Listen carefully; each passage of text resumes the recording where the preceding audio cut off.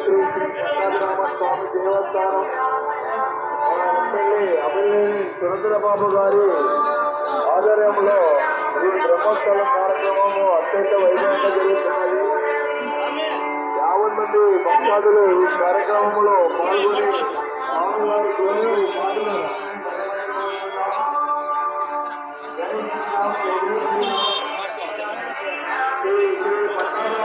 దేవస్థానంలో స్వామివారికి అక్కడ చూపించిన ఫోటో ప్రసాదం దేవస్థానం వారి దగ్గర ఉండు కావలసిన వారు స్వామివారి దేవతకు